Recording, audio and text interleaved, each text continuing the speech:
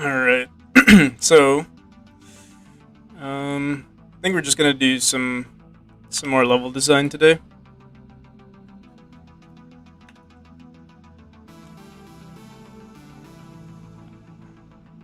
I think, yeah. Alright. I'm just trying to remember where we left off the other day.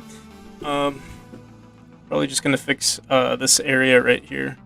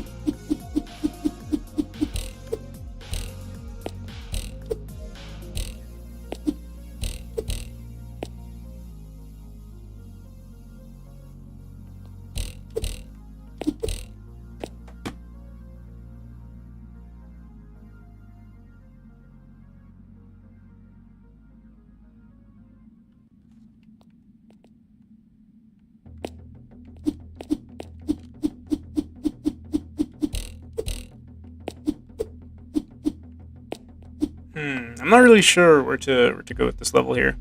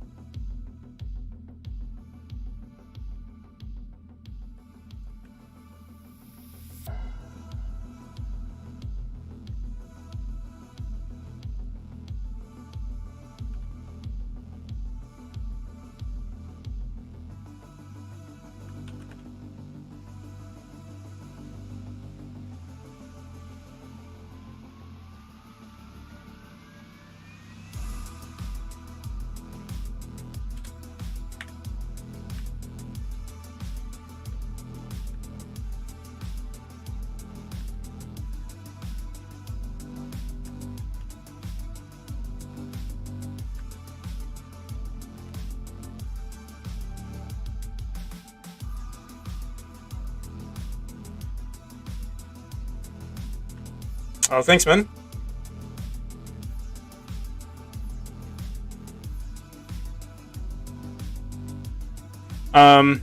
Yeah, I'm pretty happy with the mechanics right now. It's just a matter of like fixing up all of the game design. But honestly, that's also been going pretty well. At least from how I'm feeling right now. There are some challenges, like right now. I'm not entirely sure where to go from here, but I'm sure I'll figure it out before the end of this stream.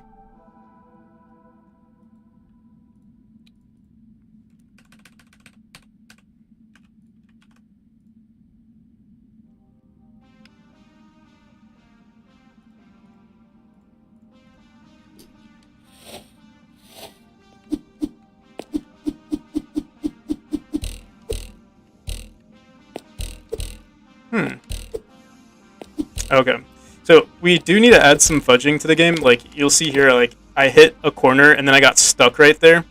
It's another mechanic I have to work on, but that's also going to take some time.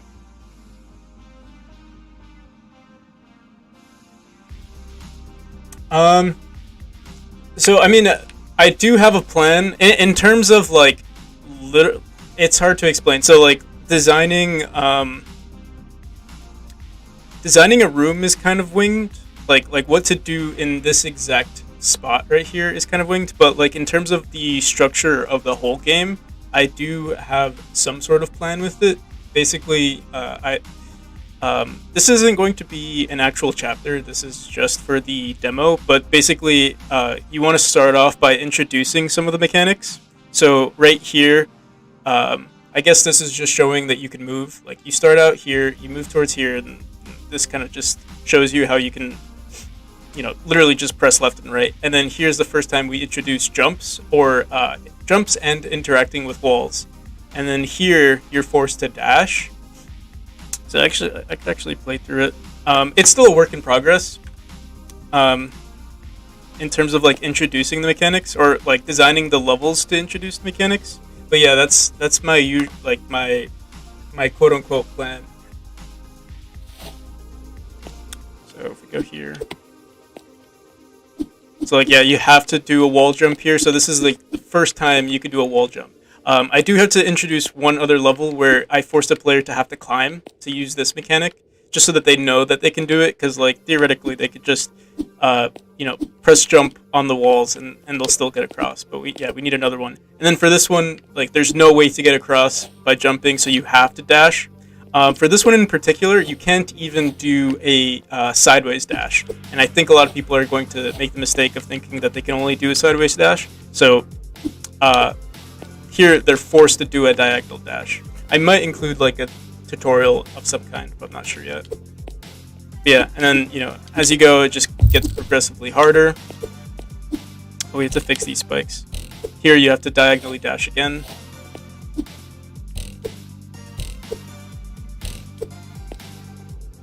I'm gonna remove this room, and we have to fix it up, but so yeah, it just gets progressively harder, and you learn the mechanics as you go. So yeah, the literal design is winged. I don't really have a plan for that, but like creating this little section here, I didn't I didn't plan this. It kind of just came to mind. But I mean, I do have a lot of inspirations, and that comes from games like Celeste and stuff.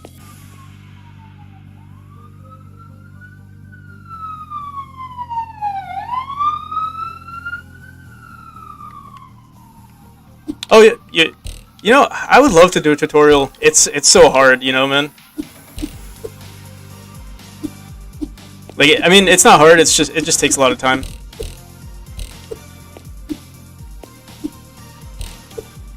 So yeah, this is the room that I'm currently working on.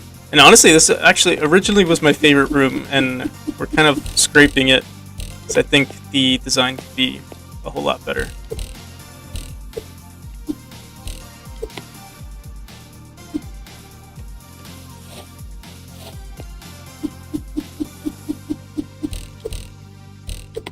If you're ever curious as to what level design looks like from a game dev's perspective, it's literally changing one thing in a room and then going back, testing it out, seeing what's wrong with it, and then and playing it again.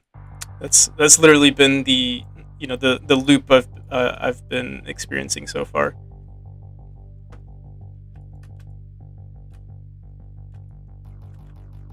So. You said you like the diagonal dash. What's funny is that I don't know, but I kind of want to remove the diagonal dash. Mainly because it's hard to. Oh, let me bring our player back to the room that we were in. Mainly because not everyone's going to use a controller, and I'm sure like a large percentage of like my players are going to be using a keyboard and mouse, and it's really hard to do diagonal dashes with a keyboard and mouse. At least in my opinion, because like you have to press the like up and right, or up and left, or down and left, like on the arrow keys. Here, let me see if I could have this extra camera I've been messing around with. Like, you know what I mean? Like to diagonally dash. To the right, you have to press these two buttons here, and which is like, it's kind of hard to press those two and then press the X button at the same time. It's kind of, I don't know. From people that I've seen play the game, unless they're really trying to beat my game, yeah, they struggle with it. So I'm thinking, definitely for the first few levels, I'm not going to require people to diagonally dash. And that means actually fixing this room here, so I will have to push it like one tile over, or maybe just make it lower so that they could get across. But yeah, with the controller, it's so easy. Oh, we do. I think we just duplicated our player.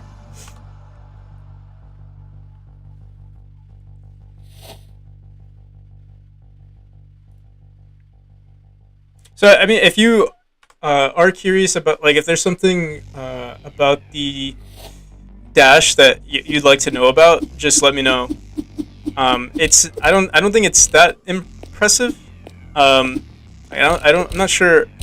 There have been different ways that I've written it. I've probably written it like, I want to say at least 3 times, trying to figure out, like, I've rewritten it 3 times to get it to work the way I want it. But I could definitely share that with you.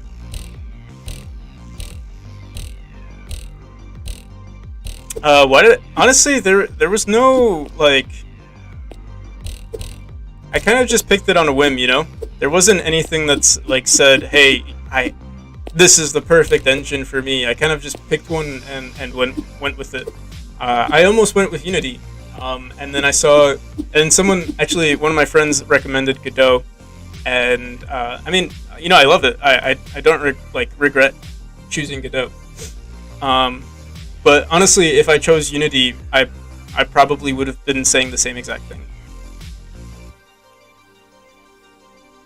But I mean, there are some nice things about Godot. I mean, it's open source. There's a growing community, and honestly, the Godot community is like one of the best communities I've ever had the pleasure of being a part of. Like they're super chill. They're super helpful. A lot of people are willing to like share their code with you. And I mean, you get that in all communities, but like it's something that I've really noticed in the Godot community. Do something like that.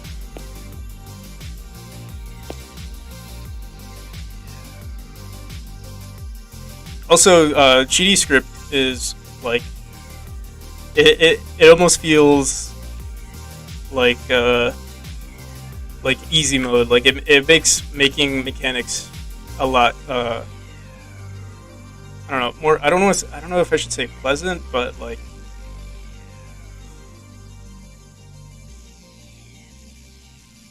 it just all makes sense. If that makes sense. I'm not entirely sure what to do here.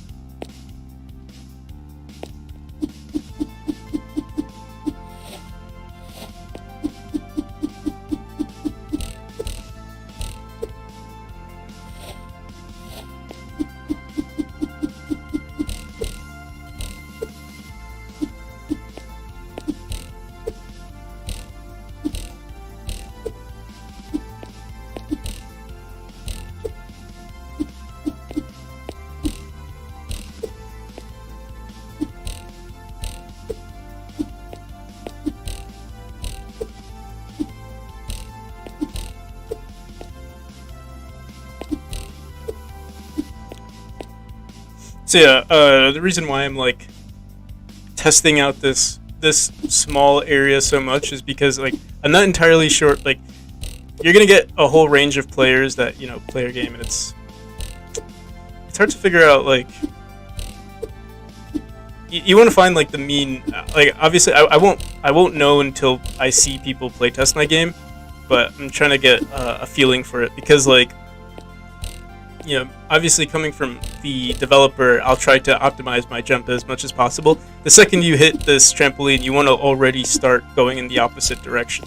But it's possible. Someone's going to end up at this point right here, all the way on the top, and then they'll start moving. I didn't show it properly, but basically they'll do that. So the arc of movement is either going to be like this, like they're going across like this, or like this, and then they dash, or it's going to be like this and then they dash, and the distance that they get from either of those jumps is going to be different. So I have to make sure whichever one we choose, it works for both scenarios, and I think we could do something like that. We could also remove this altogether, and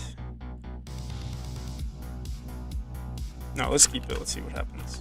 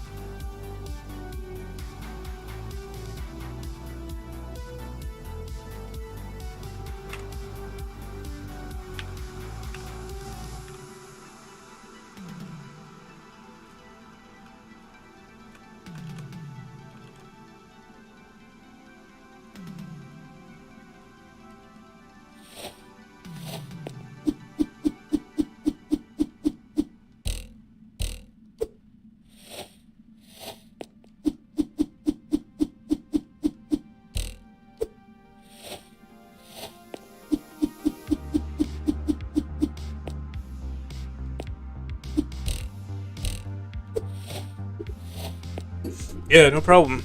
Thanks for stopping by, man.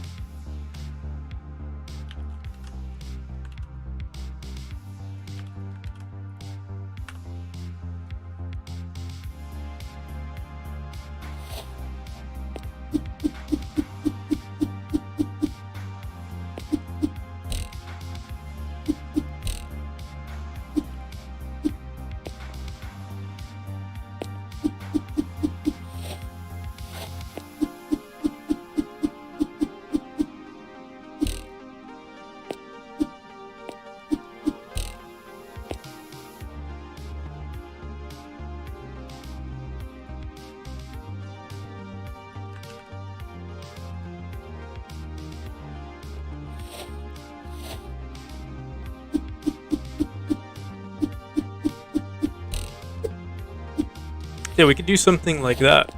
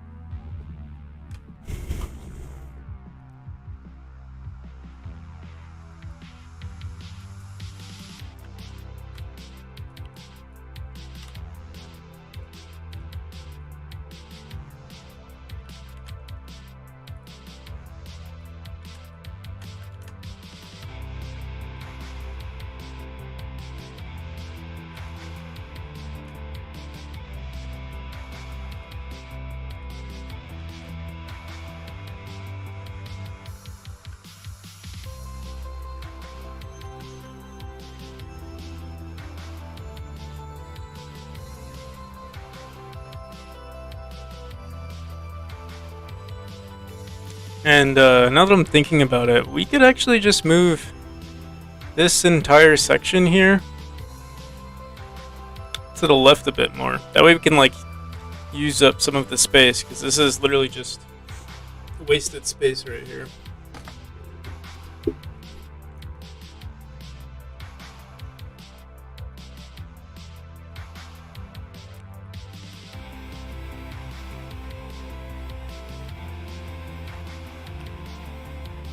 So I wonder. Oh.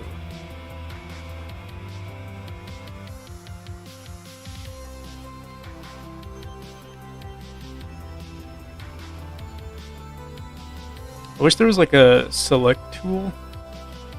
Oh. Right there. I don't know if we could...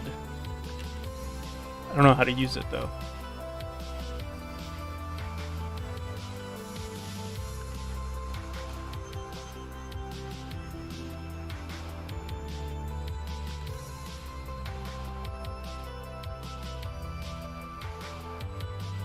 Oh, there we go. Okay, so we go like this. This is where using a... let's try this one more time. I want to start here. This is where using a tile map for all of our objects would be pretty useful.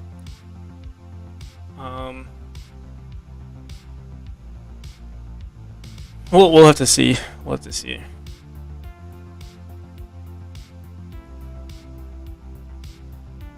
So let's try. Let me try cutting this selection and then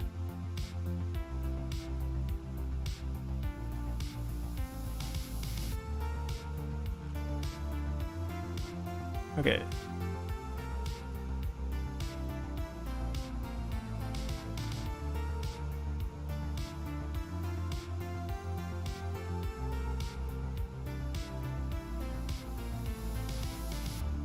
So we cut the selection, but it didn't seem to save. Let me try deleting all of this. Let me try this one more time.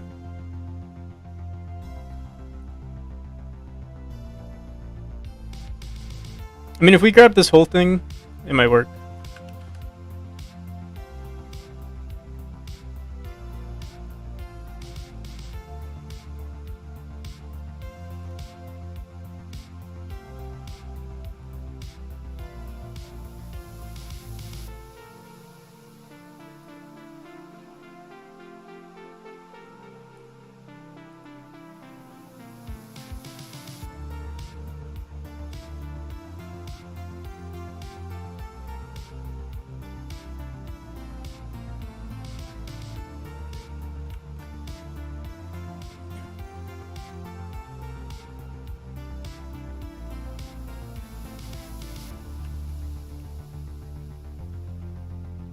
Take your time.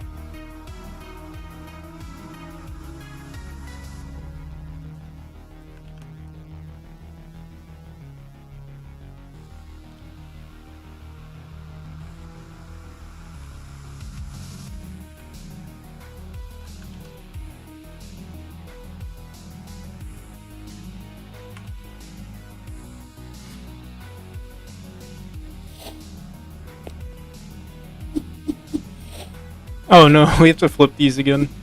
We're gonna keep it on the left side of the wall. But yeah, from here now we have all this space to like add some extra stuff to the upper part of that level.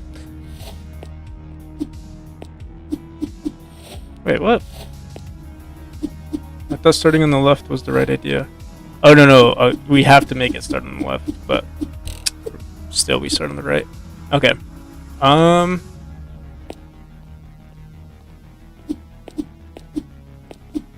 mean, you could theoretically still start here. That's harder.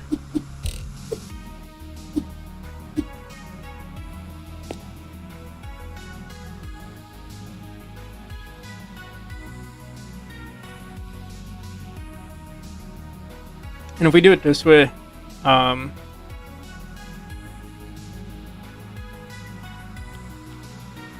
do you want to make it feel like it's less empty?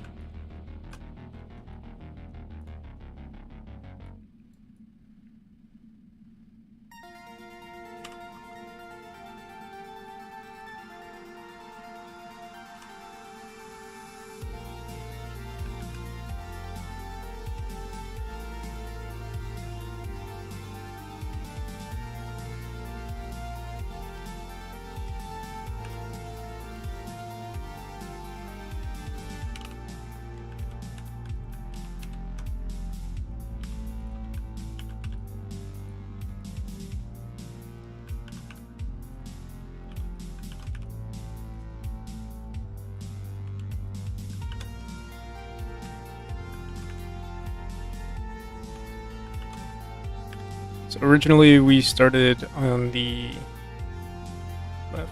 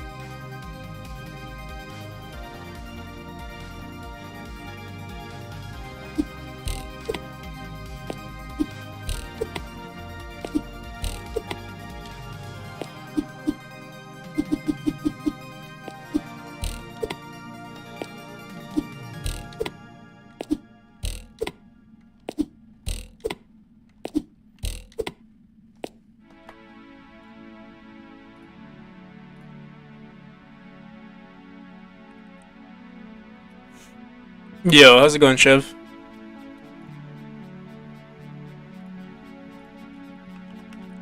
I'm just doing, typical level design.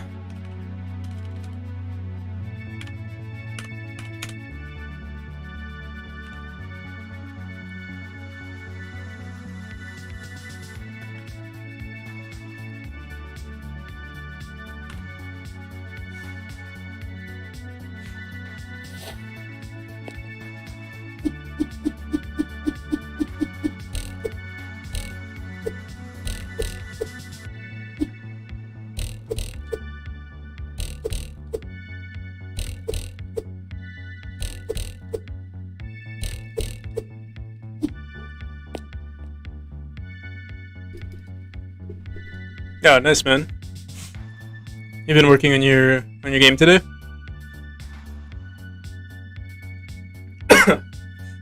Or you took off work, including all work, including game dev.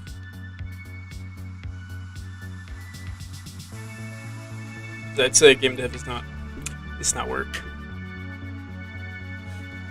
Making games is like playing games. IMO.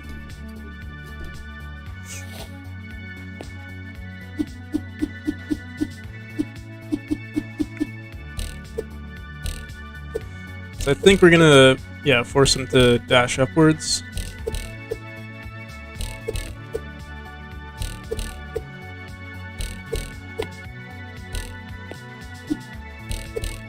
Or, you know what? I should have made a certain theme with this, like, my rooms, well, usually my rooms do have a theme, but these bigger rooms haven't had any theme. It's kind of like, I was telling this other person who was on the stream earlier that I kind of just wing. I wing my room. Like, I have a design, like, I have a foundation to how I want the rooms to be structured, but when I'm, like, actually designing the room, I kind of just wing it. But I think I should, how do I explain this? I kind of want to, like, put a theme into this room, and like right now the current theme is like sideways springs, so sideways springs are everywhere here, and then they're over here. So I think what I'll want to do is actually I'll probably make this room slightly bigger and add more sideways springs. So maybe I should get rid of all of this too. Yeah, I think that's what we're gonna do. I actually really like this idea. Spending way too much time in one room, but it's worth it. I think it's gonna look really nice.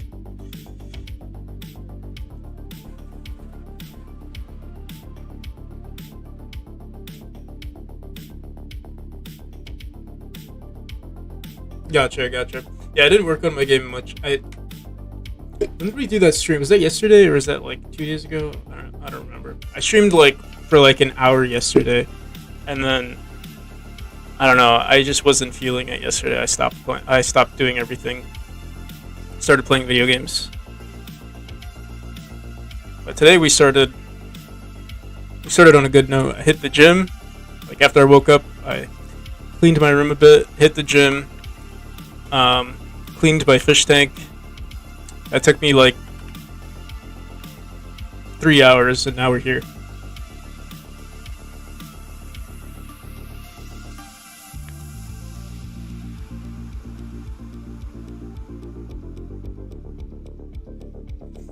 Are there any other gameplay features you want to add? I feel like I should focus on getting all my assets in before working on gameplay. So, there are some mechanics that I've already added to the game, but aren't in the game yet.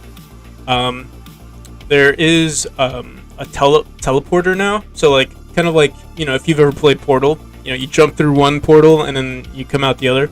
That's one of the mechanics. But it's not polished right now. It kind of looks like crap. I need to add some more effects and stuff. Yeah, I'm the opposite. I don't do any cardio, man. Actually, that's not true. I do bike to the gym, but it's literally like a 5-minute bike to the gym and then 5 minutes back. So it doesn't feel like much.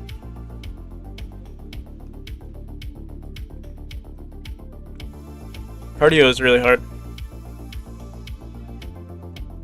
But yeah, I'm really liking this whole trampoline thing. Oh my god. I've loved this. I don't know why. I think I should stop like holding on to things like something like this, like certain designs. I'll say this room, this was one of my favorite rooms in the past, and it looks nothing like how it did literally like 2 days ago. Um, but I guess it is what it is. I wish I redesigned the rooms that I didn't like, not the ones that I did like. But yeah, it is what it is. So we're gonna have to add like some sort of break. I think it'll be fine here.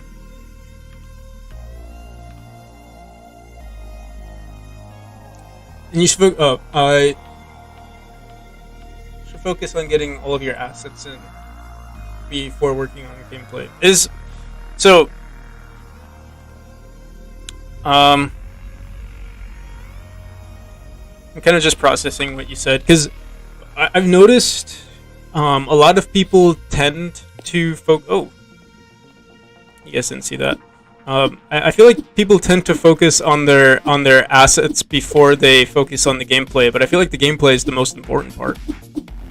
Wouldn't you say so? But I mean, everyone's situation is different, so I'd like to hear what you say, what you think about that.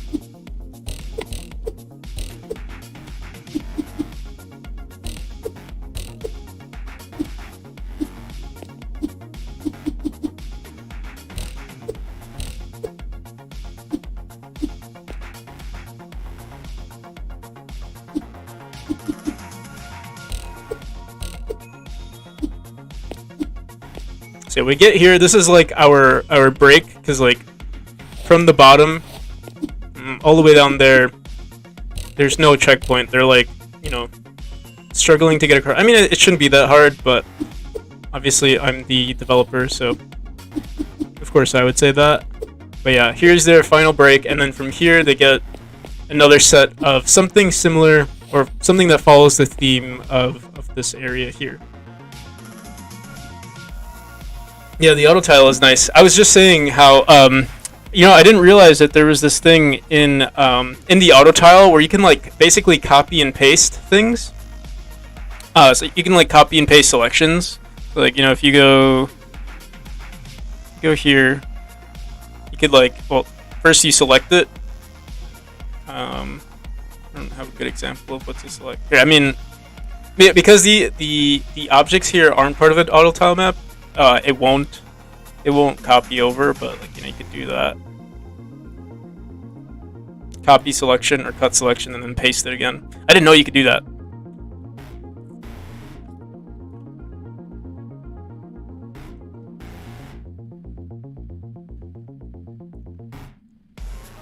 I see you've been using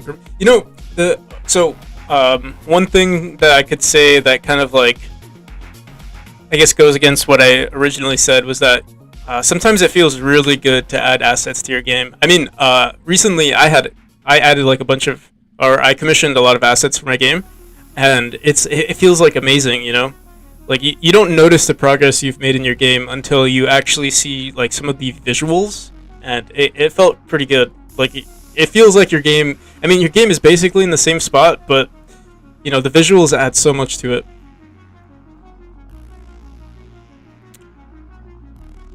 And I plan on adding a whole lot more, and I can't wait for that day, where like I'm really happy with what it looks like.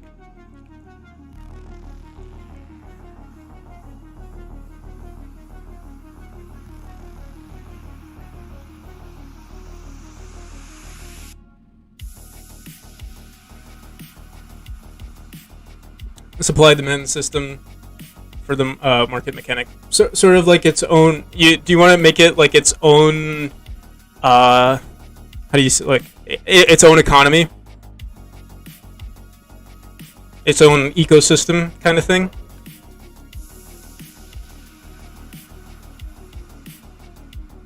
Its own simulation, if you will.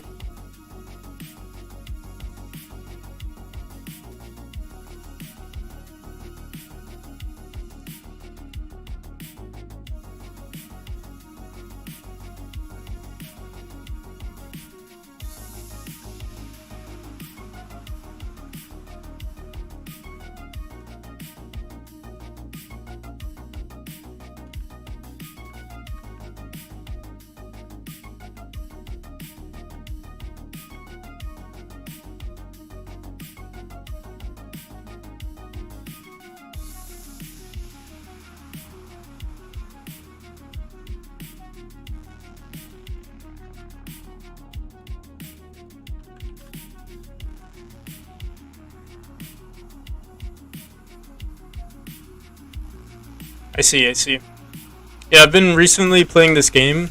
Um, it's called Kenshi. I mean, there's a lot of games like this. One of my favorite games is called RimWorld, and they, like, it's not a planet. I mean, it's a planet, but it's not like it's not different planets. It's all on the same planet, and basically different cities have, they value things differently. But in Kenshi, basically, you can like become a trader that way. You do research on what items have, like, it'll actually show you like what's the like the market for specific items, and then you can buy the lower market items. Yeah, Elite, Dangerous, and I've heard Eve is like crazy with how their economy works. Like, you actually have to be like, you have to have like a degree in accounting to understand how the Eve economy works. I haven't played Elite Dangerous though.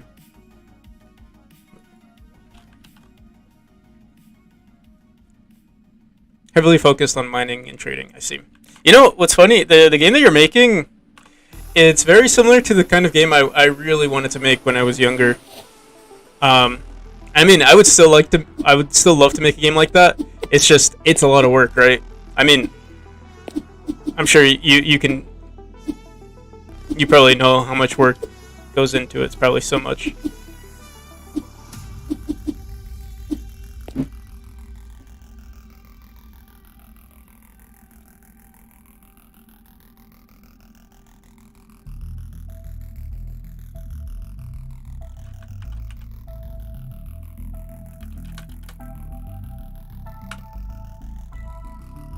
I remember you were working on the. I remember seeing the UI that you made for, like, I'm assuming it's the store.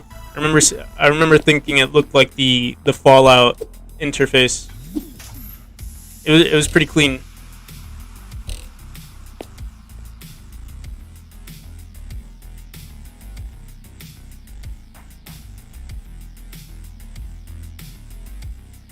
Solo dev here, working on my first real game project in Godot. Want to sell it one day, but are stuck in a motivational loop. To get motivation, what do you do? So motivation is kind of like it's a hard thing to, like, it's kind of hard to get. Usually what people say when it comes to motivation is that, like, you shouldn't be striving to get motivation. You should be striving to get discipline, because, like, motivation comes and goes. There are days where I'm, like, super excited to work on my game, and then there are days where I dread working on my game. But regardless of like what kind of day I'm having, I'll still work on my game. So I think I guess that's like the best advice I could give, is that you need to, like, I mean, if this is something that you're truly passionate about, you should try to get that discipline. And the motivation just comes with time. Like, one thing that really helps motivate me is, like, looking at older videos of my game.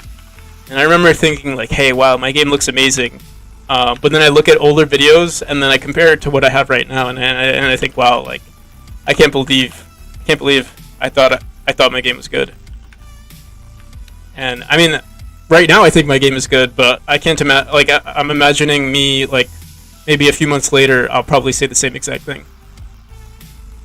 And that motivates me, because you see, you could see the progress that you've made. Other things that help motivate me, I'm trying to think. Watching YouTube videos helps a lot too. Seeing other people's progress. I know he's a pretty controversial person, but actually, what's his name helps me a lot. Jordan Peterson. I'm not, like, a huge fan of him, but, like, sometimes I like watching his videos, and it's like, yeah, I gotta put the work in. I'm gonna make it big. What, not like that, but you know what I mean, like,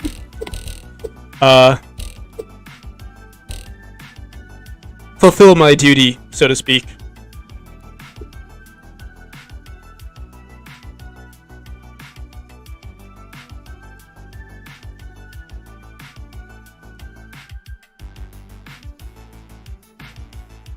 you can't work on a project for hours to program for 5 minutes. If I can do more, I will. I see. Yeah, that's something very similar to what I do. Like usually, what helps me actually work is streaming. Yeah, like I'm sort of forced to stay on. You know, I can't just go to the bathroom and then never come back. But yeah, your question was more about motivation, which is kind of different from what I'm saying, but hopefully that still helped.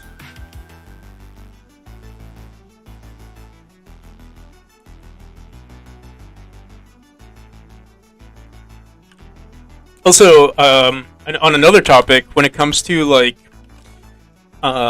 depression or like just feeling down or like you feel like you don't have the energy to do anything, I always find that to be like a really good excuse to just do my research. So like I might not like one day I might not want to do video game. I might not want to do game dev. So what I'll do instead is I'll just like I like reading like on Reddit and stuff like that. So what I'll do is just I'll research topics on how to get motivated or like on how people deal with depression or just things that could hinder your progress, and that usually helps too. And watching motivational movies, some feel-good movies usually help me. Actually, just someone asked me a similar question, and I said the same exact thing. I like to watch like motivational movies, and I'll rewatch the same ones over and over, like Good Will Hunting. What are some good movies?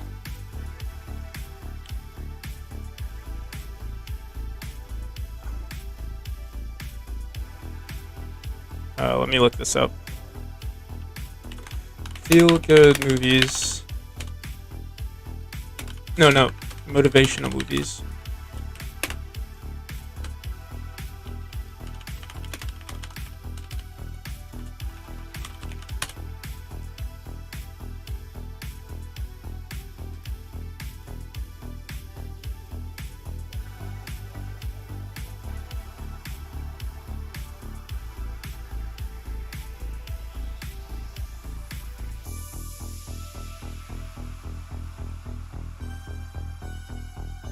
Oh, Dead Poets Society. That's a really good one.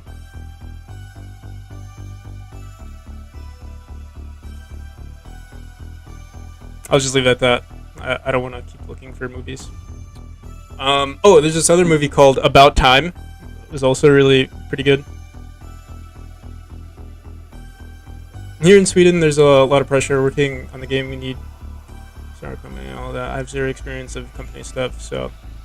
Yeah, I mean, I think that's something that a lot of people like. I mean, yeah, I guess every situation, every person's situation is different. But like, even for me, being a solo dev is pretty hard. I haven't released anything. I haven't made much money from it, and I've been working on this game for 2 years now. So it's like, and I get family members who are like, asking me, "Hey, when are you gonna get a real job?" or, stuff like that. And I mean, I'm not like strapped for money. If I do ever need money, I usually just do like food delivery or something like that. I did freelance for a little while, but like I just make enough to get by, so that I can keep doing what I love, which is game dev.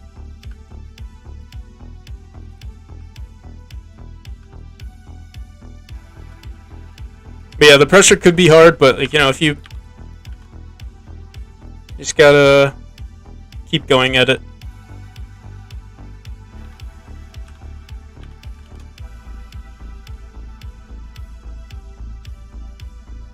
We can barely take solo commissions without starting a business. Same with streaming as a job equals start a business. I see. So you can't. Let me just reread it. I just want to make sure I'm understanding. You have to have a business. I mean, you have to like own a company to be considered to have it be considered a like a profession, or is it sort of like kind of just like the social aspect of it. Because here in I'm from the U.S. and in the U.S. basically, I mean, you could have a business or you can register yourself as a sole proprietor of like whatever you're doing. They recommend that you have an LLC. It's not super expensive. It's like $400. I mean, it might be a lot for some people, but like if you have the money and you're pretty serious about game dev, or whatever freelance or whatever thing you want to do.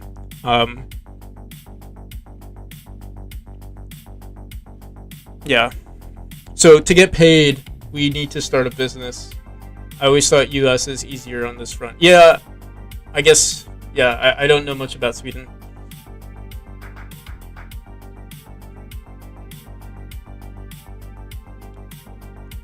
Would it be so legally you can't get paid as an individual if you live in Sweden?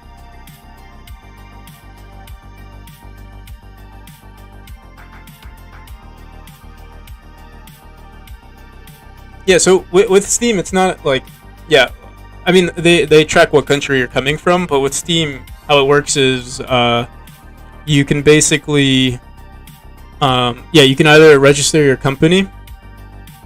Wow, Patreon is the same, equals business, so there's a lot of pressure in the middle of needing to stay motivated. I see, wow.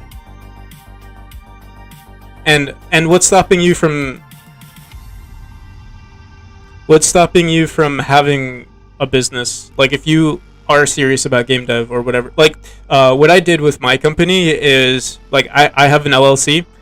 Basically I just put everything like under, like, there's an umbrella over like the things that I do. So if I do freelance web development or like SEO work, it's under that name. If I do, honestly, everything I do is under that name. That way, all my hobbies that could potentially lead to making money have that name. So anything, I mean, I'm not worried about anything legal happening ever, but if there is something that does happen, my company takes like the responsibility, not me as an individual. But also, I think, oh yeah, so I am curious as to why you can't start a business. Or is it just the pressure of having to start a business that's the worrying part?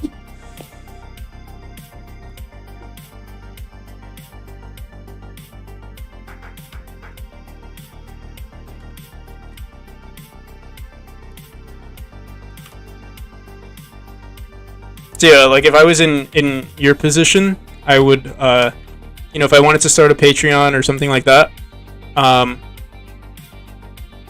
this is to, let's see if I can up this. I would literally put everything. So like if I had a Patreon, I would put it under Practical Media. That's my LLC. My game is under Practical Media. My services, my freelance services are under Practical Media. Contracts are under Practical Media. Yeah, the whole shebang.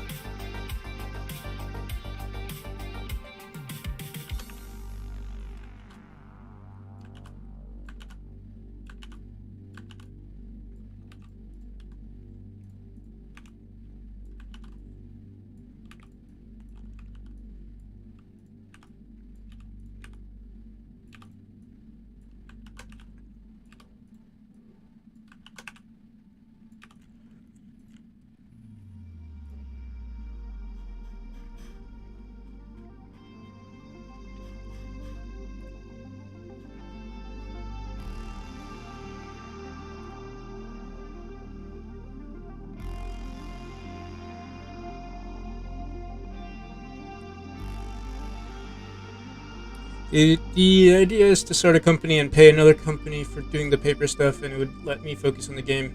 But as always, there's still things that I need to deal with in that case. Let's see. Yeah, it's hard. Yeah, like with game dev, I think the thing that most people struggle with, or like with solo dev, is that most people don't want to deal with the business side of things. Like, they just want to develop games. What just happened?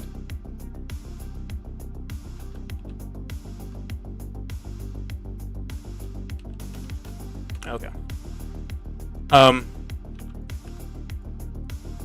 but personally, I like all of those things. So I guess another thing that you could do to motivate yourself is, you want the motivation to be, the best possible person you could be, or the best possible game dev you could be, and that comes with like learning certain things. So like, it's inevitable that you have to learn some aspects of business if you want to actually become a game developer.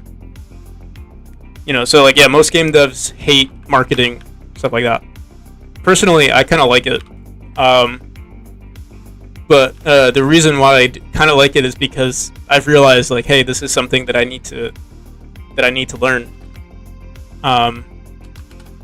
So yeah, that's what got me into learning SEO, search engine optimization, and like web development and stuff like that. Because those are skills that I think I'm gonna have to do in the future.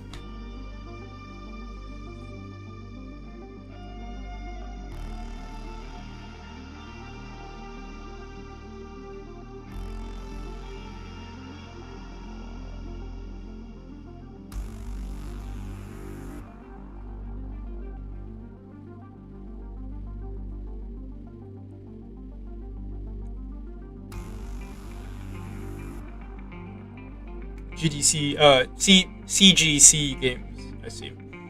Yeah, man.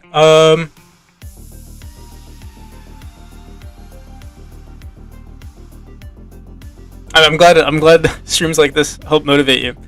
You get to see what it's like from the perspective of someone. I'm probably in a very similar boat to you. I'm probably, and I don't want to say I'm more. I mean, maybe in the moment I'm more motivated right now. But yeah, like I said, motivation comes and goes. There's times where I don't want to get out of bed. Today is not one of those days.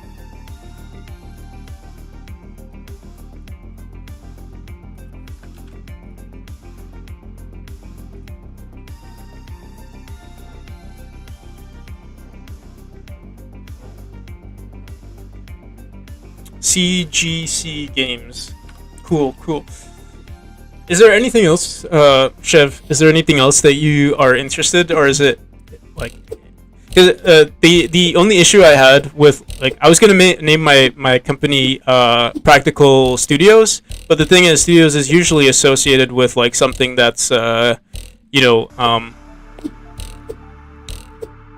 dev related. And so I picked Practical Media because I could do anything with Practical Media, anything internet related.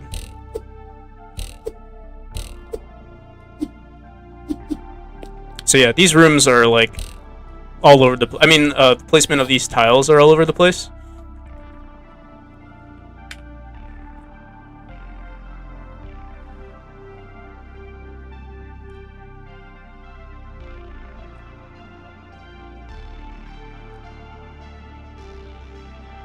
Yeah. Oh, another thing, like, what's funny is that I remember my friend told me this. It's like, sometimes we think that we're going through something that's very unique. Like, like we all, I think a lot of people in our generation, people that want to be game devs and like entrepreneurs, like everyone's kind of thinking the same thing. They're like, hey, I have this opportunity here. I could do something.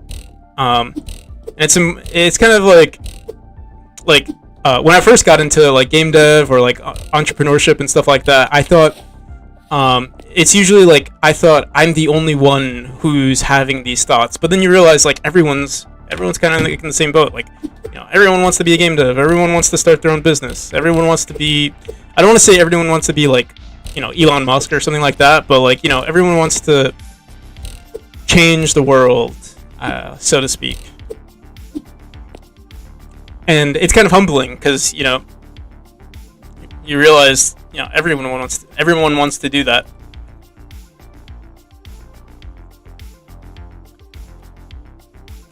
So you just got to figure out like how to get it done on your own terms. And one thing that helps me, what's funny is that like sometimes I get discouraged about doing game dev.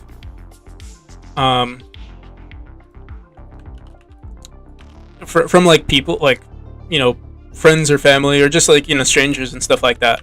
And it's funny, like when you're doing it in the moment, they're telling you like, hey, don't do this. But like as like growing up as a kid, they always told me like, hey, pick, well, what's that quote, like choose the road less traveled or something like that. Like this literally is the road less traveled. And then they they kind of like, you know, criticize you for taking that road. But you know, they'll only praise you in like hindsight. Like obviously, if it works, then you're great. But then if it doesn't work, then you know you made a silly mistake. It's really just a matter of figuring out. You know, you have to like, you know, figure out your what is it, like your risk assessment.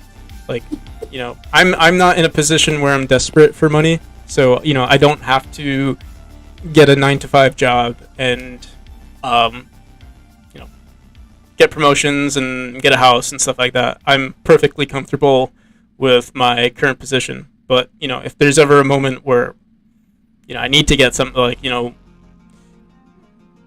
you have to start a family or something like that, you know, then things might be different. But right now I'm very comfortable, and like, you know, I'm trying to choose that path less traveled because I can, and because the risk for me is worth it, or it's not as the risk is not as hard for me because you know, if I don't make money in the next 10 years, I can easily get a job and be self-sustainable in 2 seconds, or you know, what I think is 2 seconds.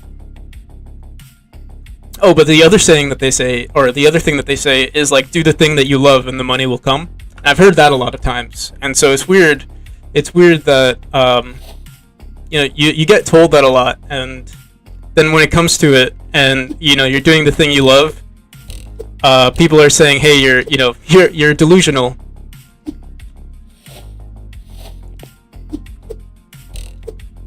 But it's not you're literally the product of your environment, and my environment as a kid was telling me, hey, you're gonna be successful doing the thing that you love.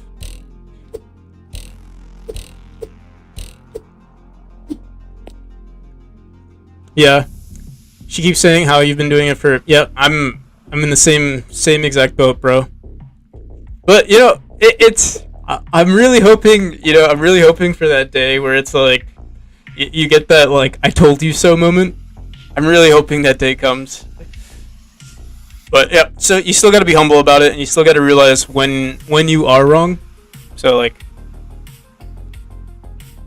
how I was saying, like, you know, everyone kind of has the same thoughts. Like, everyone wants to be a game dev, or everyone wants to make it big as a game dev. You know, everyone's thinking the same things, and it's important to realize when it's not going like as planned.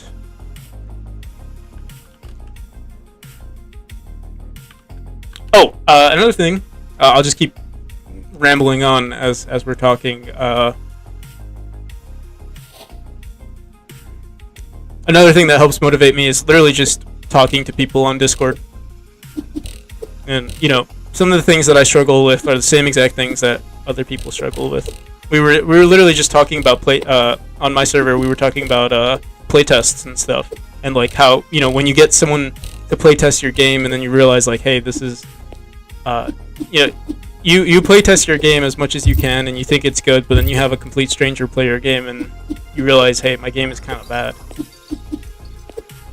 But then you go back and try to figure out how to fix that.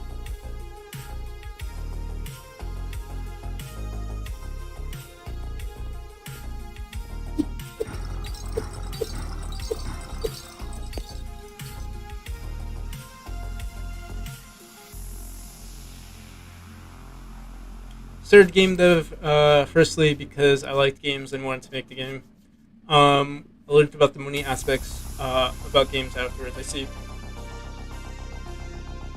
Yeah, I mean, I think I've always wanted to be a game dev. Like as a kid, I thought like, hey, I really want to be a game dev. It wasn't. I didn't think it was possible until I actually, you know, went to college, figured out like, hey, I like programming and stuff like that.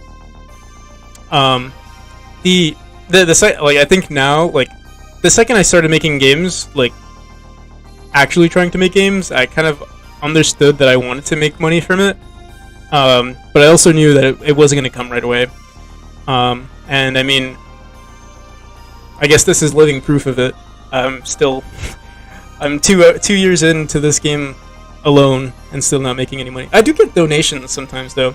I have this really cool person on my server who, like, they've sent me. I don't want to reveal their identity or anything like that, but they give me like a decent amount of donations, and it's been like very encouraging.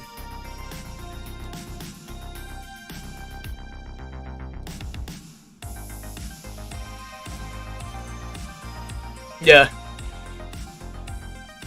it's always, and yeah, it's definitely reassuring to know that like a lot of people like are also struggling. You know, on social media, you always see like these games that are like amazing. You know, they're posting their greatest project ever, or like I don't want to say they're like what is it, one hit wonders. I don't want to say they are one hit wonders, but if they are, they're like really good one hit wonders. And you see that online, and then you're like, damn, how am I going to compete with that? Do I have a Kickstarter? No, not yet. I do want to start one though.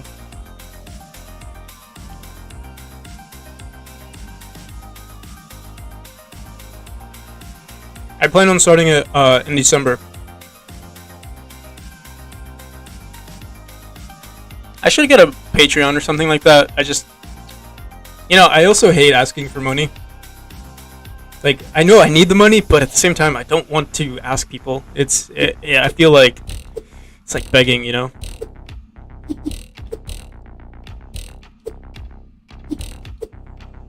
Minecraft was one huge hit wonder, but yeah, they're still going at it, you know? Like, a good example of a one hit wonder would be, I mean, it's not even an impressive game, but they made so much money from it, was, Flappy Bird. In the earlier days of iPhone.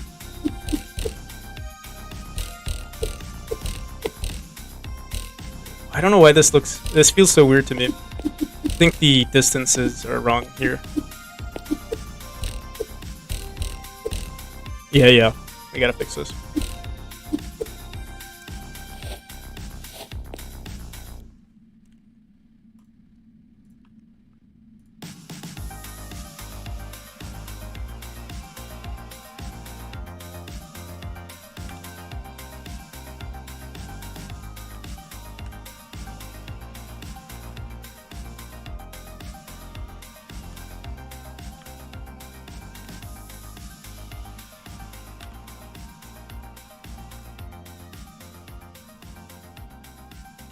You still have the APK file under Google Drive for Flappy Bird.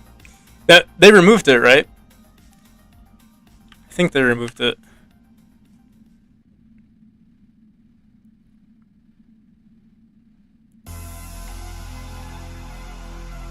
This room. Let's see if this works. We might have to. This part right here might be a little weird.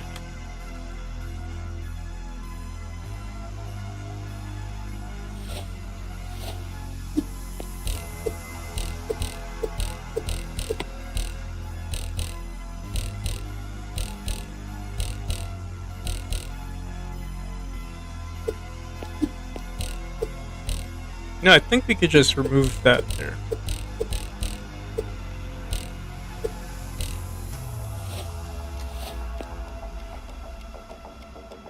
So yeah, this is the perfect distance, but I think we should stay consistent with the sizes, which is 8 pixels here.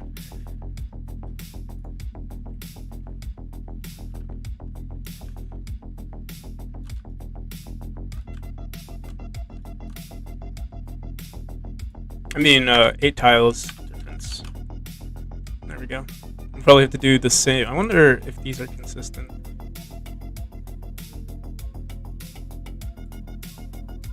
One, 2, 3, 4, 5, 6, 7, 8.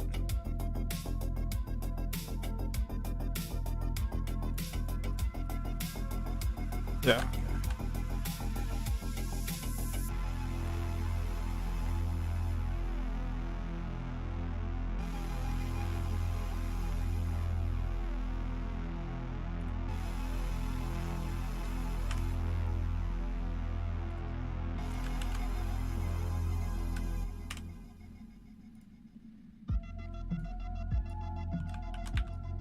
I'm trying to think of some other games that have been inspirational or also one-hit wonders. But yeah, like I think I got off topic a bit. But yeah, I was thinking like yeah, like you see all these games, they're one-hit wonders, and it's kind of discouraging as like a solo dev. But it's kind of like important to notice that they're posting their greatest work ever. It's something that they're proud of, and that's why they're sharing it. Or it's just a bigger team. Sometimes these are teams of like 4 or 5 people. That's literally 5 times as many people as us, as like a solo dev. That's why I do want to start a team eventually. But to have a team, like it's hard to have a team without funding. It's hard to find people that like want to work on a project for a long period of time. Yeah, it's just really hard to find. Even if two people are like really good game devs, they can't work together for too long, unless one of them is getting paid, or like they're both getting paid.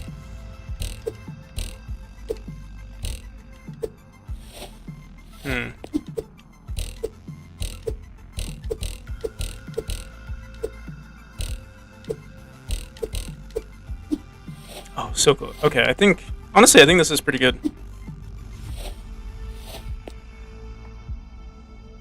Yeah. That's why I felt weird saying one hit wonder. Yeah, I just meant like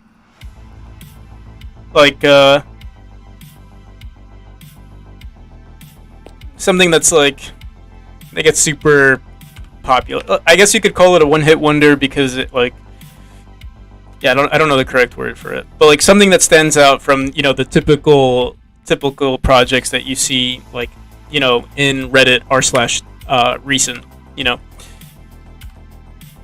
Everyone's making their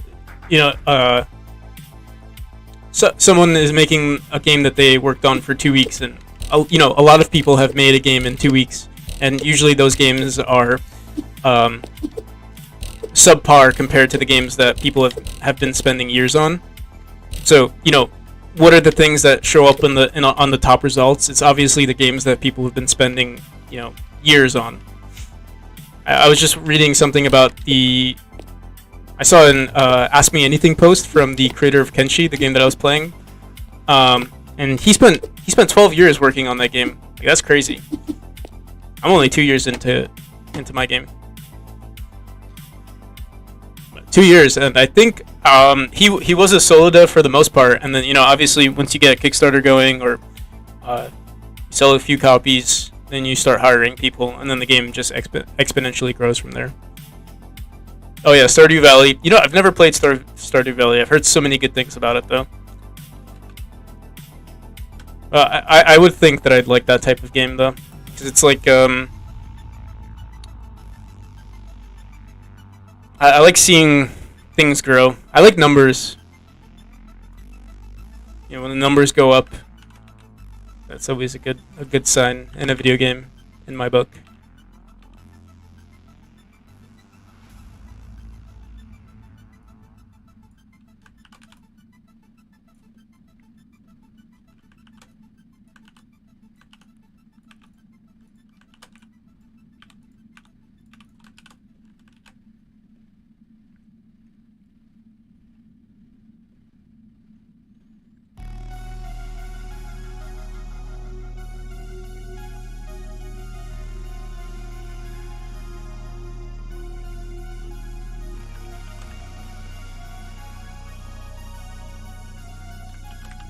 I really wish. Let's see what's. So you might notice I have different headphones on.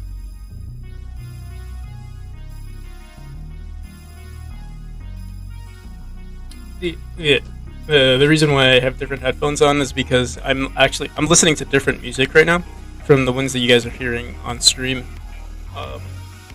So I'm tired of playing the same same beats over and over again. And the reason why I brought that up is because the song I'm listening to right now is like a bump. You know, it's like it makes me want to get up and smash my furniture or something. You know, it's just it's pumping me up. It's like something I would listen to while going to the gym.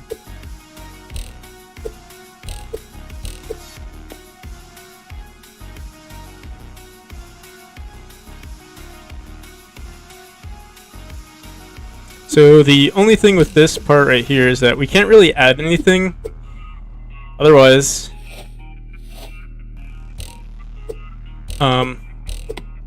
going from this spring here, we could probably get up there. Actually, I should have just tested if that works. Let's see if we can get up there. Yeah, I think we can. Yeah, so we gotta make sure that that can happen. You know, although it's not a bad idea, I do want to like reward players for being good. So if you could time this perfectly and get up there, kudos to you. You know, if you die, then you kind of mess up, because there's a checkpoint right there.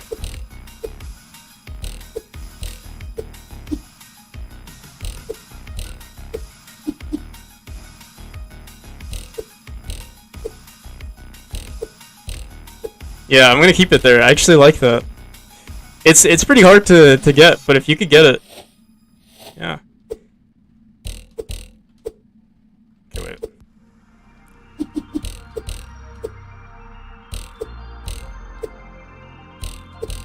The thing is, you have to like, you have to keep moving right, but then you have to switch from pressing right to pressing up, because otherwise you'll just dash to the side.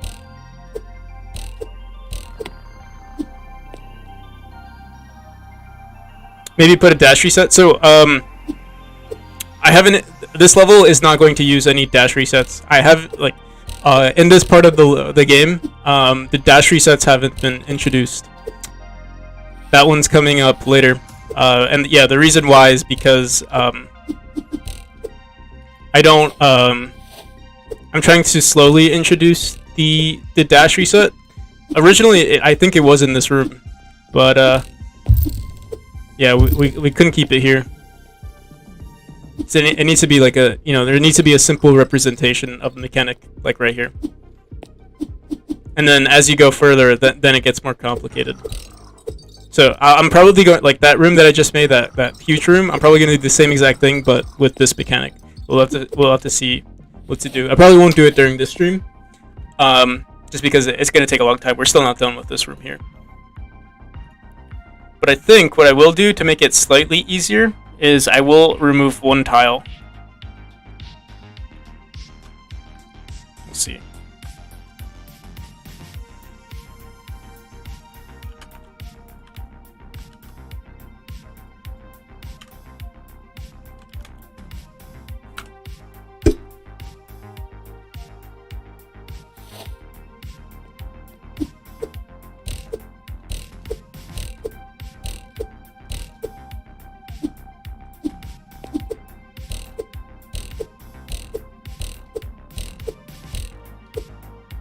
Oh wait, I was trying to test out to see if that worked well. Oh, we should put spikes here too, so that people can't just climb. Yeah, I think that's pretty good.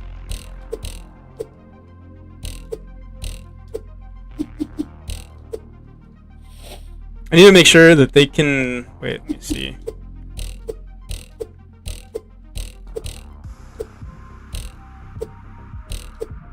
Yeah, they can still get up here. We still need to figure out what to do here so that they can still get up. I don't know what to do. Why do I use raycast for checkpoints? It's to grow the checkpoint. So like, right now this is a checkpoint. When I instance the room, this hitbox grows up to this point. So, you know, whether you go, like, let's say you were to, you know, you were right here and then you dash through the checkpoint, you'll still hit it. I think, I'm not sure if I delete the raycast. I don't think I do, but I mean, I could have used the raycast to set it as a position, but the hitbox is already there. So yeah, I use this raycast to check how tall the this hitbox should be.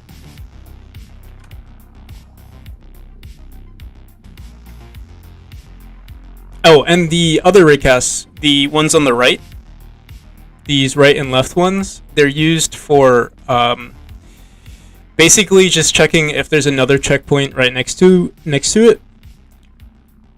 And the reason why I have that is so that we have, it's not polished yet, but if we go here, maybe you can see it in this room. Wait. Oh.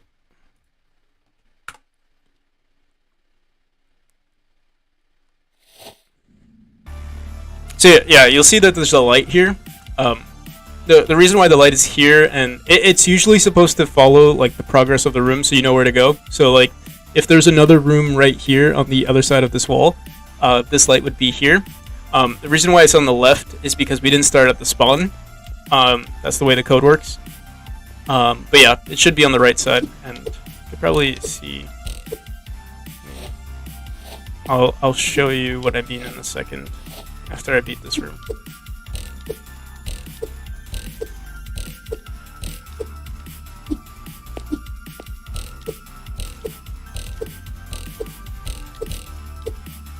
Oh wait, we have to do it the pro way.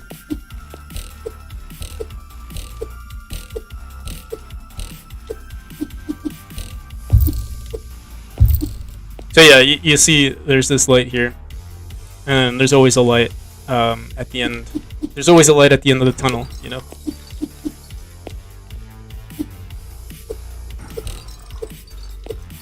Oh, this is another thing I need to make sure of.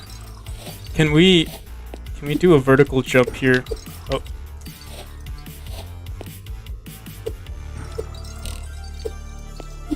So you can do a vertical jump. You technically could do that.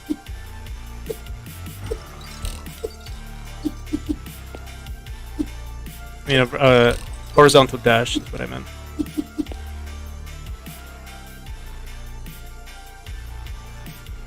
Yeah.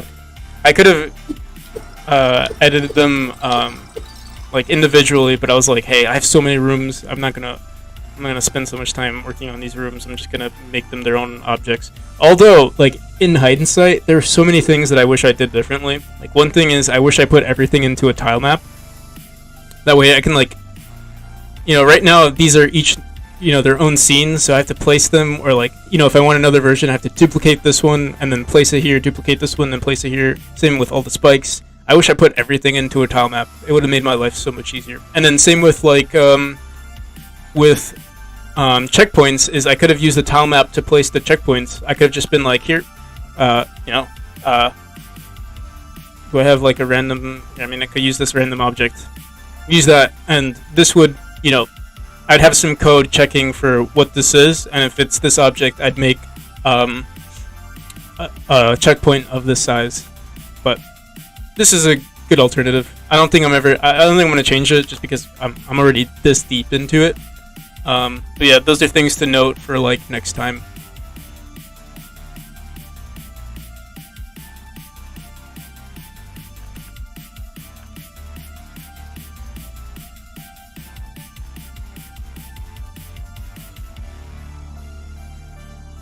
But yeah, it does save on time, and it also saves on adding those lights. Because this checkpoint, the raycast also checks, or runs the code on how to add the light there.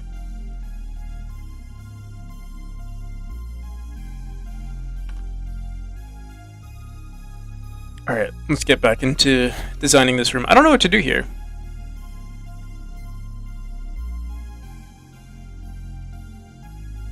You know what we could just add, this will be like the, you know, if you're a god at this game, you'll get up there.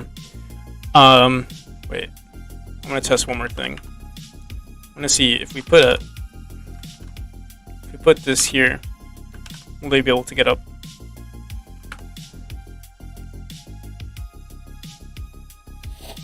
Yeah, special tiles that get removed, and I do that with a lot of objects in our game. Like windows, I do it with the scaffolding, like this right here. It's kind of hard to see. But yeah, there's that scaffolding right there on the bottom, like the background object, this thing. I use a tile map that looks ugly in the background. I mean, it looks ugly when you start in the editor, but then once the game it gets instanced, it's like, you know, an actual texture.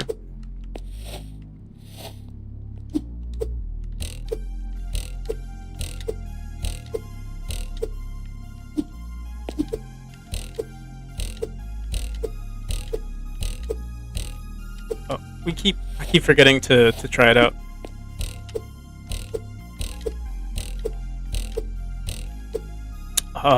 They're just short. Oh, let me see that one more time.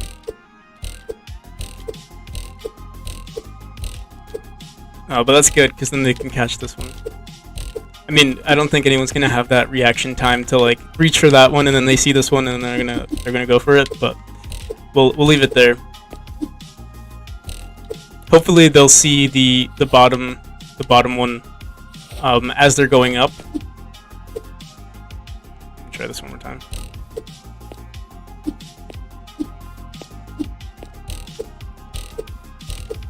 Yeah, they should be able to see it or notice it. And then from here we'll have to figure out how they're going to get up there.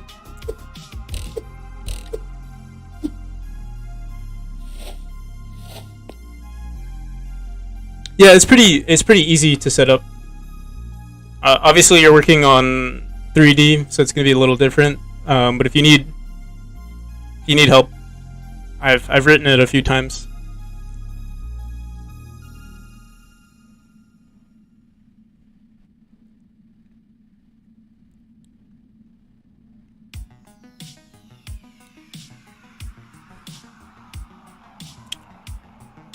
So we need to figure out what to do here. Either we can give them an option to like get across to hit this one.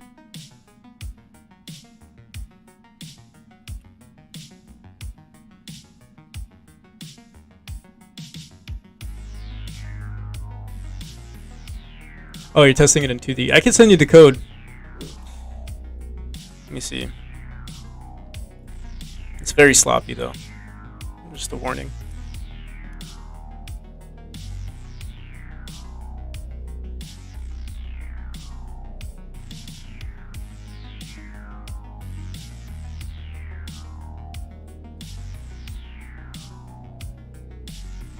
Okay, so yeah, here is one example. I have like these. I have a path to a scene. These are my small scaffoldings, and then my large. Oh wait, this code works, but I actually remade it in another scene.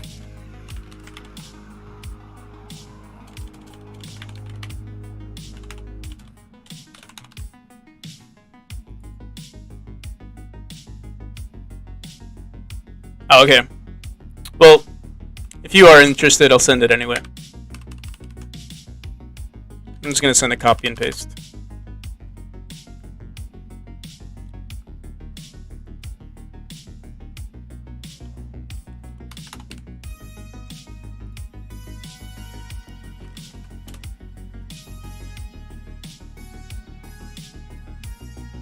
How to get the position of the cell? There's map to world. That's one of the functions. It grabs its position. It's the vector of its position. So like 0, 0, or I mean, if you're using like an 8x8, 0 or 1, 0 would be 8, 8, 0.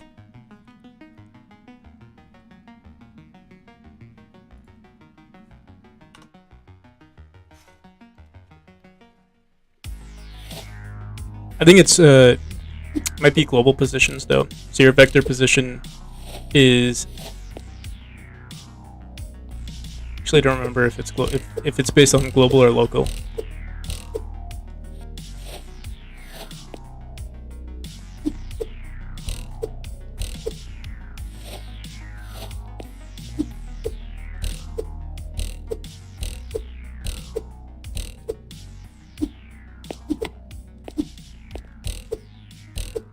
Another challenge I should give myself is trying to beat this game in... Oh, we never added anything. Okay. Need to figure out...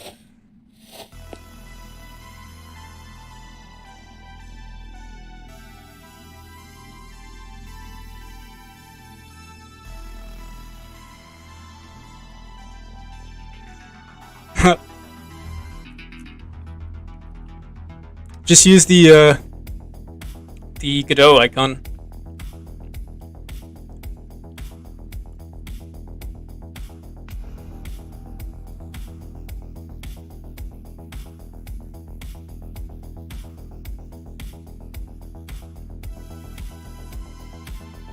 Oh, by the way, I know you were talking about special tiles that get removed. Are you also trying to add patterns to your, like, were you looking at what I was doing here? Like, when I draw it, it kind of like, fills in the correct one. Because that's done with an auto tile. It's like something that's already built into it's built into Godot, into the tile map scene or class.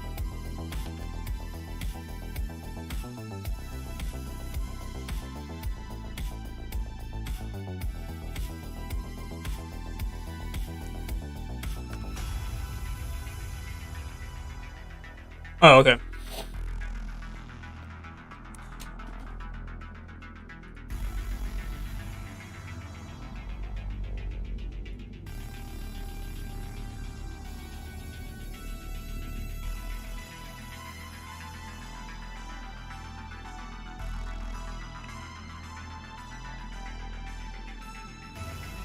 Yeah, it's hard to figure out how to get, like, to connect this area to this area. We can also just make this area unique and then just have the player go up. That might not be a bad idea either. It'd be like two paths.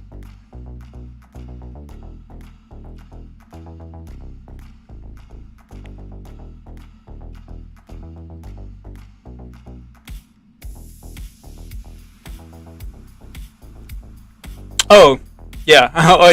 It's funny. I did that. I have something called a coin tile map.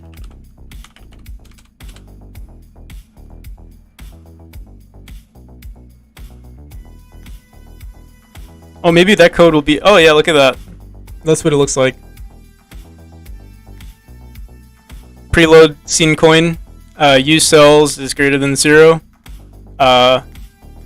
Temp coin global position is equal to map. Map to world. Oh, so yeah, it grabs map to world is actually, it's a local position, so you have to grab the position of your origin or of your tile map. And yeah, I'll send this.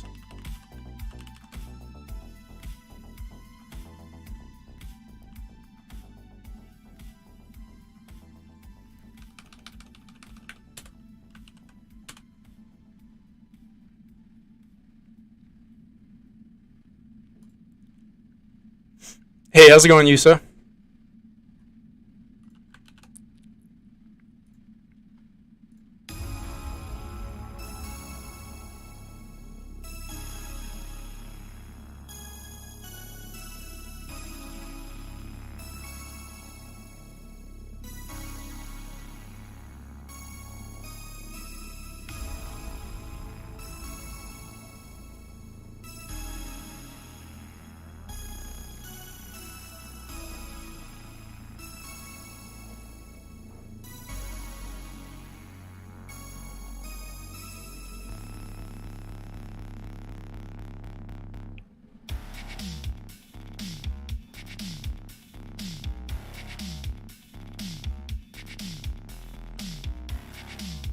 Oh, that's awesome. I'm glad I could be of service, if it is any service.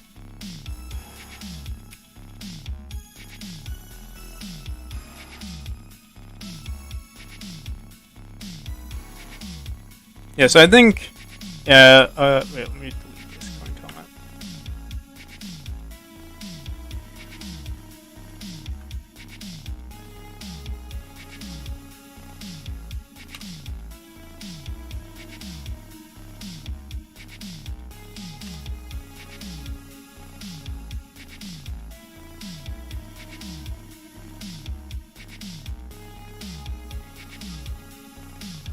So it almost doesn't make sense to add a checkpoint here.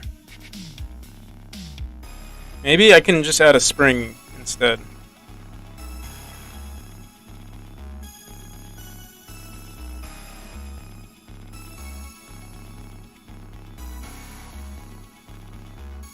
How much trouble would it be for you to just use that for everything? You're probably too deep at that point. Yeah, like honestly, if I could go back, I would do it for everything. It seems like it would be such a great method to use, and I'm sure I would have like right now, like whenever I want to implement something like that, I mean, like you saw how short the code was. Like it's not that much to make it work.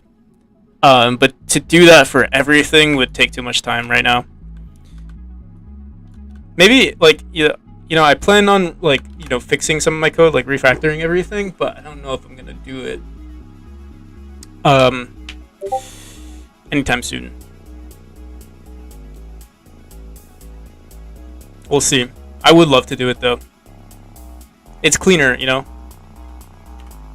But there is one positive side to using scenes, like keeping these as individual objects, is that they're very like you can easily manipulate them. Like I could just theoretically I could put this in the middle of something, or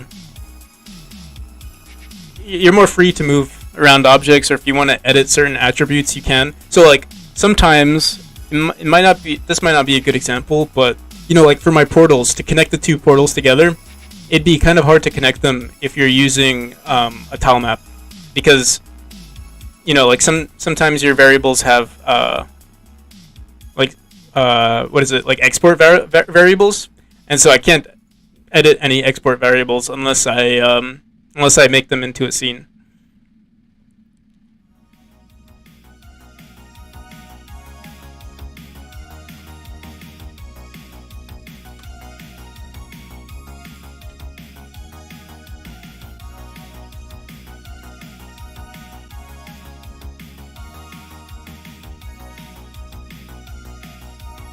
Oh, that's true too.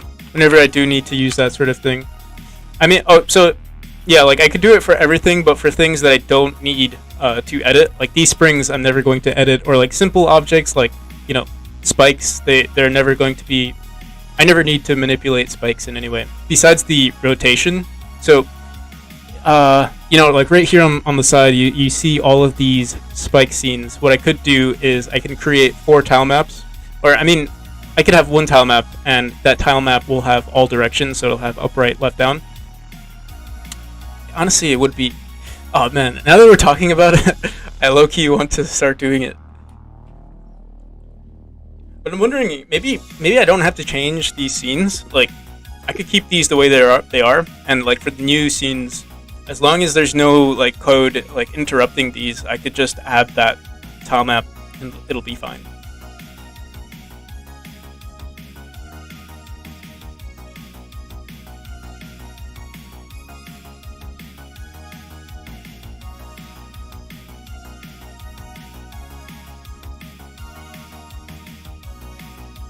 Oh, but even then, you could still use tile maps for export variables. Like, I just thought of it. Like, let's say you have, let's say this is a portal and this is a portal. If you want like 2 portals, you would call it you would call this a portal tile map. It's kind of redundant though. Like, I don't think I would go through the trouble of making a tile map just for one object. But it is possible. So like, if you have 2, you'd basically make this into. This would be one tile map, and then you'll register as this is one object, and then in your tile map you would put all of your export variables. So like I can't think of a good example. Like I don't know, like teleport speed. If you want teleport delay, you set that value in the tile map, and then the tile map will set that value for each of these portals. That's one way to go about it, but I feel like it's too hectic. Like it'd be too much to deal with. It's so much easier. Like, here's a portal object I was actually talking about.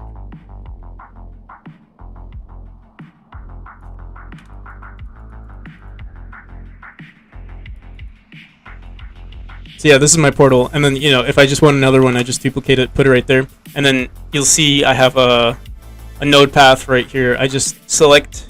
Honestly, I don't even have to do it for both of them. I just set this one to be connected to this one, and then on when I instance the game, if there's a connected one, it'll grab this one and say that they're both connected.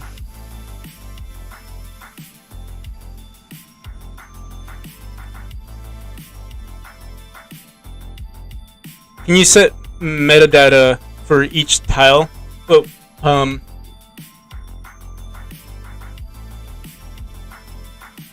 percent. Wait, so let me answer your first question. Yeah, those. Yeah, the spikes definitely should have been part of the tile map. I didn't think about like. I mean, like I said, I got too deep into it, and now like, there. I mean, I could still do it. I might just do it. And like I said, after having this conversation with you, I'm like, damn, maybe I should do it. I could just go forward with it. And what do you mean by setting metadata for each tile? Oh, and the percentage. I don't know. I'm gonna try to finish everything by the end of October. So, let's say I started in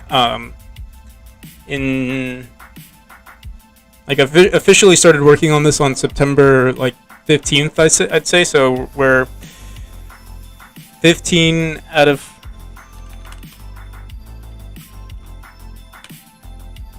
45.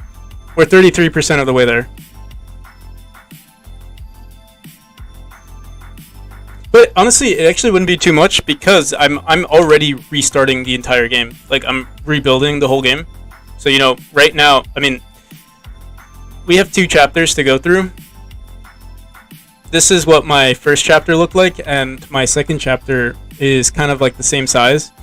But you'll see here, this is the current chapter. This is the rework, and so we're not that far. So I could easily redesign these rooms quickly, and then we could get on with rebuilding these rooms here. It might be hard for you guys to see because like I'm super zoomed out and the stream never matches the quality. But yeah, like I'm rebuilding all of these rooms here, and we're pretty close to catching up. Like I'm right here. But then we have to do chapter 2 and theoretically chapter 3. So I'm doing a year's worth of level design in 2 months, or 1.5 months.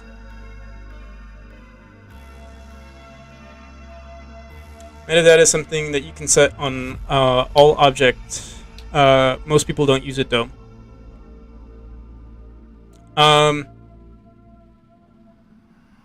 So yeah, I mean, like you can, if they're comparable to just like adding a variable to an object, you can't. So the way I've gone about it, or like the way I would go about it for certain objects, is I would create an array that represents I would just literally just save the used tiles in an array, or you can do it like a dictionary, and then for every tile you would have that information on that tile. So like if I wanted my tile at 00 to connect to my tile at 1010, I would use the dictionary to like record all of that information. That's like my way of going about it. I'm not sure if I did it here. There's somewhere where I did something like that, where I had like an array. Actually, I think it was for my wall decorations auto tile. Let me see. Yeah, we have this like scaffolding origins dictionary. I'm not sure if I use it though.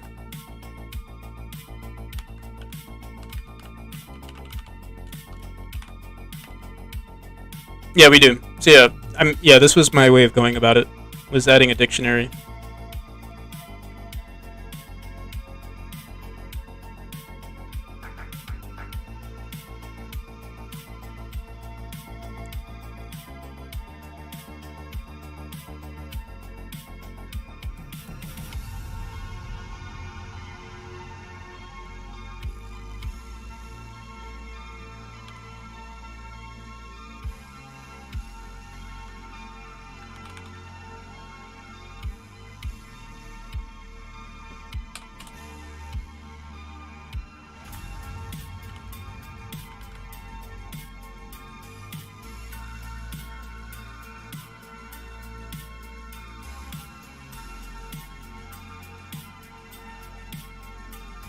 Yeah.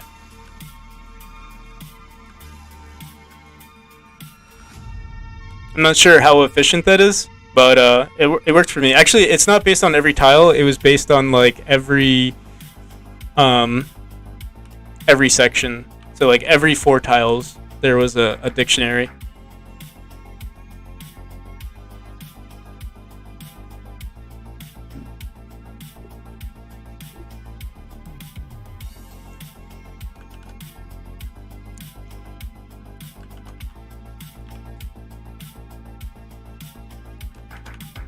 A dictionary key. That's what I meant to say.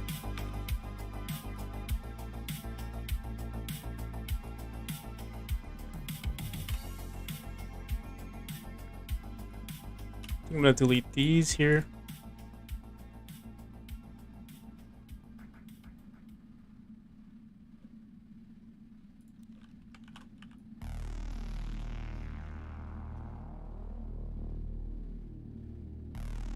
Let's see if that works.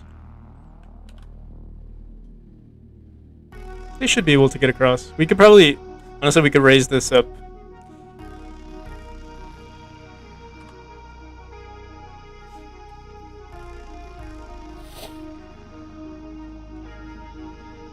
My controller died. Give me a second.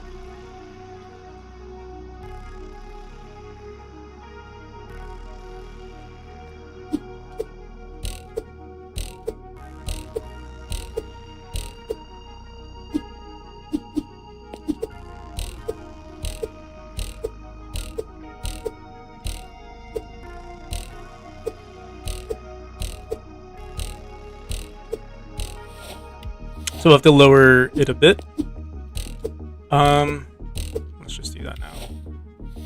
And then I also want to test if it works if we do the shortcut. I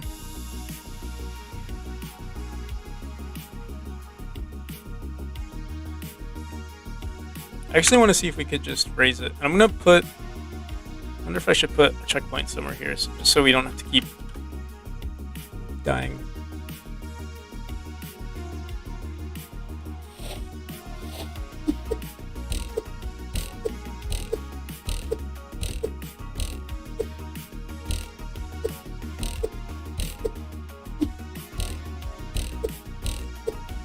So we can get up there.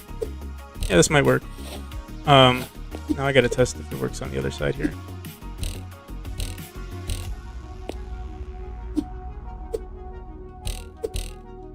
Oh no! Fuck.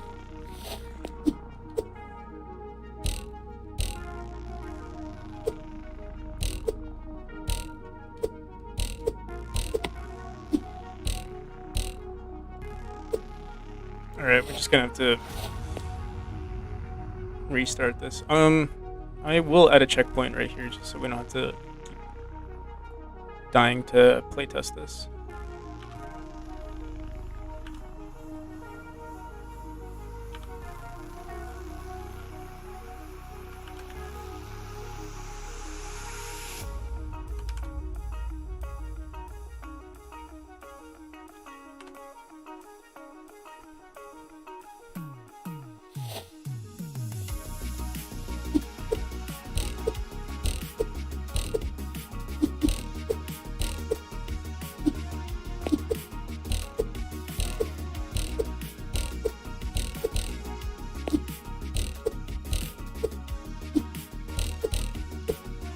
Yeah, you could beat it either way.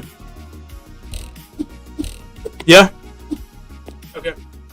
Alright, so it's not polished just yet, but we'll fix that pretty soon.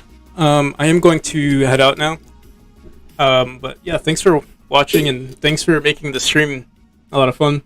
I know you guys said you liked the stream, but the stream wouldn't be anything if you guys weren't in it. So thank you for that.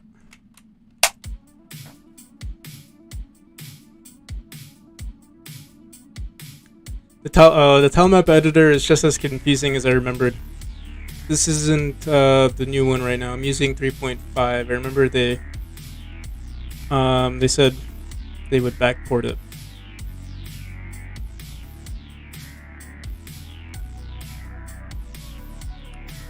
I remember they said that they're gonna be.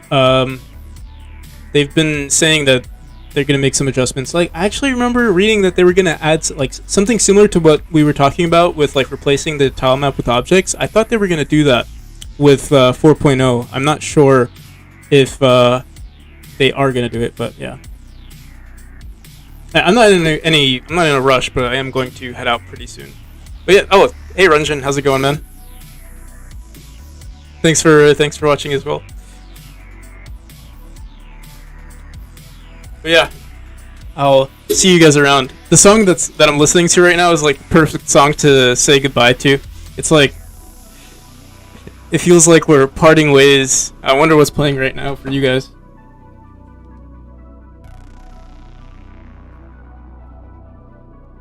No, this is not. This is not the song to say goodbye to. But my song was here. I'll share it with you guys in case you're curious. It's a good song. It's called "Outside" by Parcels.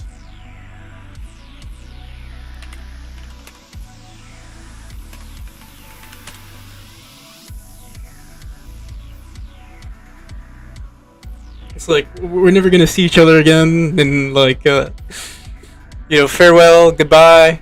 It was nice knowing you. But that's not the case. We're playing like some EDM right now or something like that. I forgot. What is this? What's this stream?